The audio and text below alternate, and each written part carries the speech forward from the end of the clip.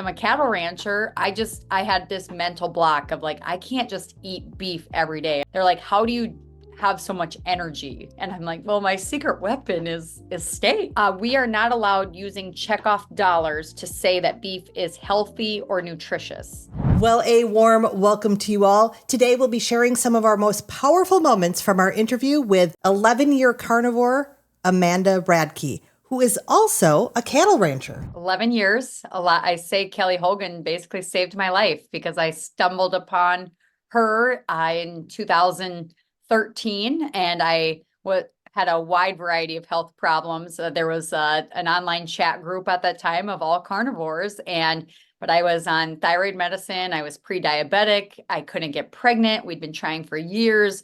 Was very sick, overweight, no energy, just not doing good. I'd gone to 5 doctors at that point, and they had all told me I needed antidepressants. And I'm like, I'm not depressed. I just don't feel good. And found Carnivore, and they kind of talked me into trying an all meat diet, which just was weird and crazy and different and strange. And even though I had a freezer full of beef at my house because I'm a cattle rancher, I had this mental block of like, I can't just eat beef every day. Everybody says that's bad, right? But I started Carnivore. I went all in, and weight started rolling off. I got off all medicine, and I started in April 2013. By September, I had found out I was pregnant with our first baby, and we had 3 kids back to back, like no issue at all. So it really did change my life, fixed my health, and built our family. This one really hit us hard. In many ways, it mirrored our story. We were beyond the fertility situation, but we had several different health issues. And for me, especially, a lot of mine were hormonally based, much like Amanda's were. So lots of issues that really did ultimately bring us to Carnivore. What's amazing to me is she did it 11 years ago. Yeah. Before it was a thing on YouTube. It's kind of incredible. Check out JJ's transformation video, which we'll link on the screen, because it mirrors Amanda's very, very interestingly. I totally kept it underground. I thought people would think I was so weird, so crazy. And it took me a lot of years really to even talk about it, because I just thought this is so fringe. And it's thanks to people like Kelly and Sean Baker, and people have just been screaming it from the rooftops that it's amazing to me. Now I'm on the road every week. I go to cattle sales and that kind of thing. And even in the cattle community, people are like, oh, I'm trying Carnivore. And it's like this new novel thing, but it's like, it's wild to me, because beef is a nutritional superfood that the people I know have access to in unlimited quantities. And yet it's finally like the word is out that the mainstream dietary guidelines for Americans have been a complete and utter disaster, a lie, a terrible experiment on human health. And the truth has always been there. It's in animal fats and proteins. They're like, how do you have so much energy? And I'm like, well, my secret weapon is steak. It's a t-shirt. My secret weapon is steak. I wonder if it's been done. I don't know. We don't have any merch yet, but maybe we should. Oh, well, it's so funny because I feel like meat is my secret weapon as well. I have so much more energy. Energy was a huge issue that I had, and now I do. I feel like I'm running circles around people, even you sometimes. You absolutely do run circles around me. But I would say that she said she didn't tell people right away. Nope. And we didn't either. We didn't either. I didn't even tell you. That's right. At first. Yeah, that's right. And you didn't tell me. Yeah. But it is funny to me that, she sees all these cattle ranchers and they're, just kind of like going, hey, we could just eat this food and be amazing and nothing else and get all these good benefits. It's just funny. And Amanda, she gets that dig in at the USDA food guidelines. She does not pull punches. Nope. And I think she's right. Well, and since this interview, we've seen some shifts and changes too. So we'll see what happens in the future. But yeah, I love how she can do that. Yep. Just a little. In the early days, it was a lot of willpower, a lot of mourning the loss of like family traditions that are centered around food.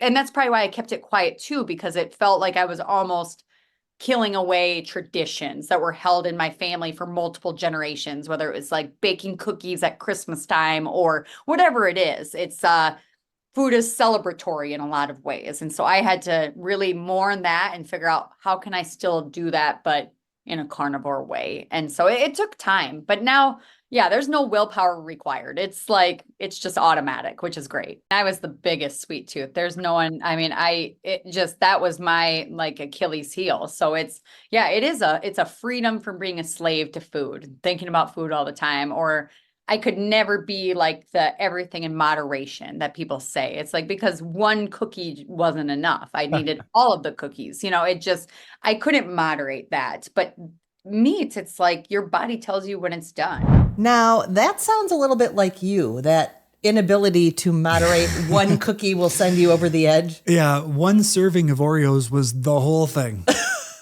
The whole bag. The whole bag, yeah. Not just one whole Oreo, but like the whole bag. Not a row of Oreos in the thing, the whole thing. Yeah.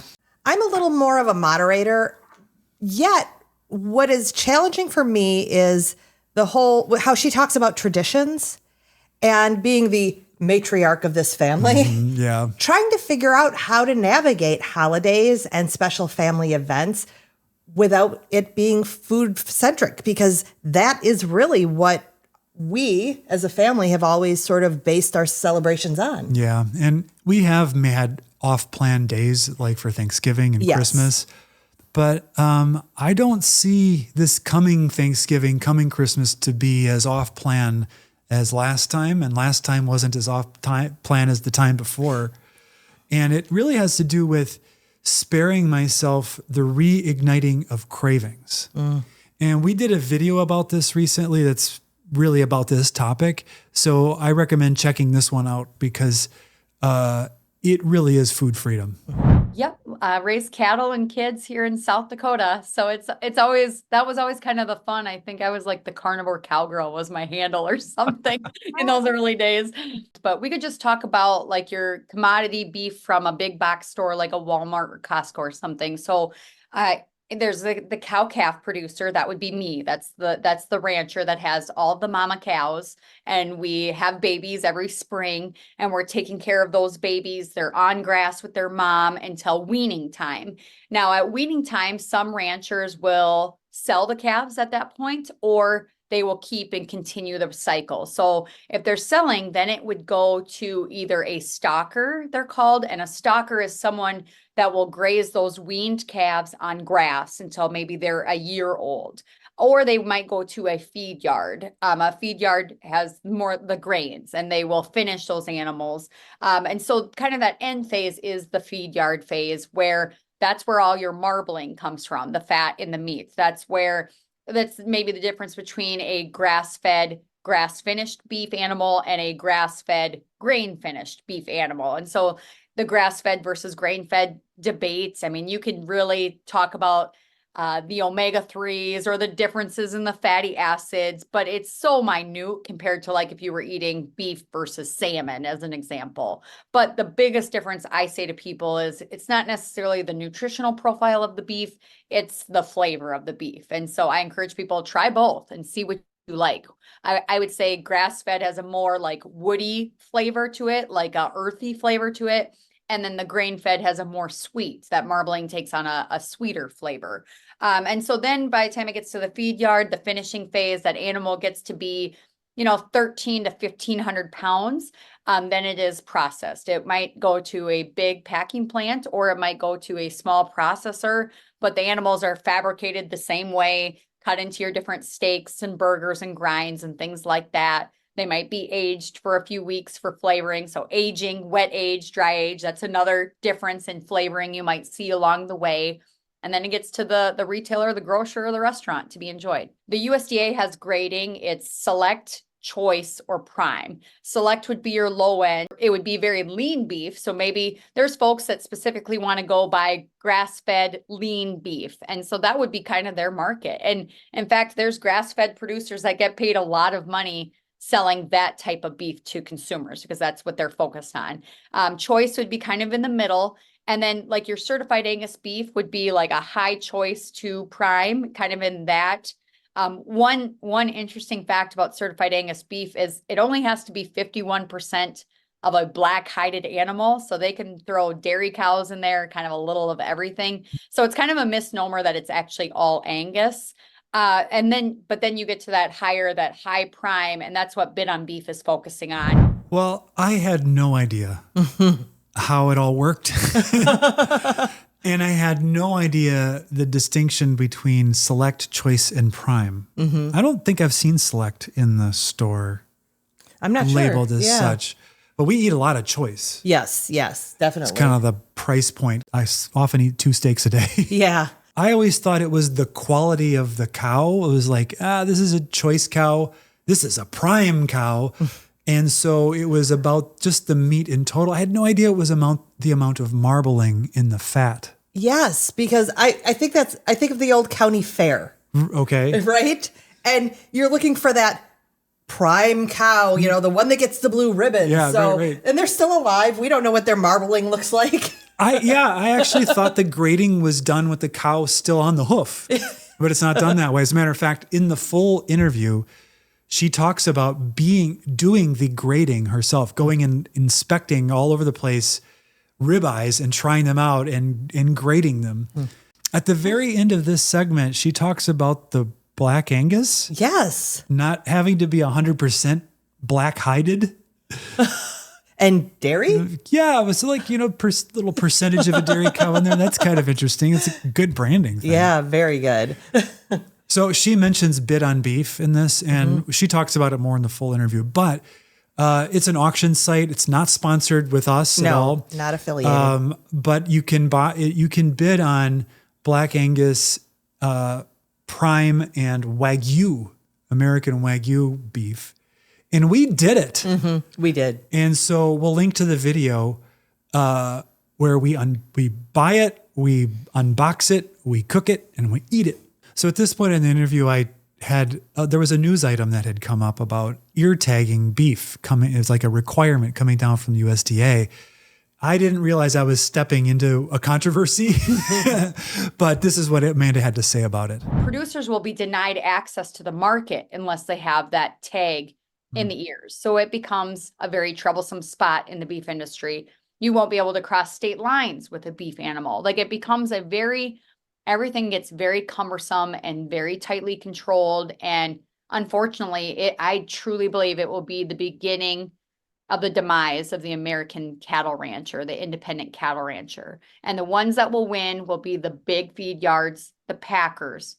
But the small family cow-calf guy raising the babies on the ranch, no, they will not win at all. And ultimately, the consumer won't either, because your beef will become more expensive, less accessible, and more consolidated to just a few main players. I know in the interview, Amanda talked about this being to track disease, but I don't know. It feels like there might be other motivations behind it. Yeah, and she kind of hints at that too in the full interview. So in an attempt to kind of shift the energy, I was like, hey, what about the whole beef? It's what's for dinner. What's that all about? And why doesn't the beef industry really get behind what us carnivores, know about how good it is for us?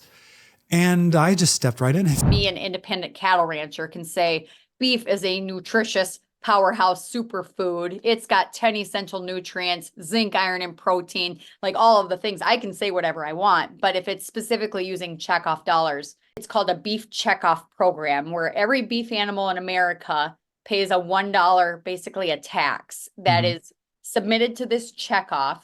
And that checkoff program is used for research, promotion, and education. But that checkoff and those dollars are overseen by, again, our federal government at the USDA. And because the USDA follows the dietary guidelines for Americans, where you shouldn't eat much beef, you should eat 9 servings of grain, we are not allowed using checkoff dollars to say that beef is healthy or nutritious. We can say it tastes good. We can't counter the claims of what fake meat companies are saying. We can't actually say we can say it is healthful, but not healthy. I hear this now, and this still just, I can't even believe it. I cannot believe that the beef industry cannot say anything about beef being healthy. This government run pool of promotional money. It's like, why do they have the program if they don't want you to eat the beef because it's not healthy? It's just, the interview goes on and covers a lot more topics. Amanda talks about being the only carnivore in the household. Gets into why some steaks taste weird or off. As we kind of hinted at before, she does get into what she thinks is the real reason the USDA wants RFID tags on every cow. Mm-hmm. Not only is she a rancher, not only is she a carnivore, but she's an advocate for the industry. And it's really important for us who are eating this way to support our ranchers.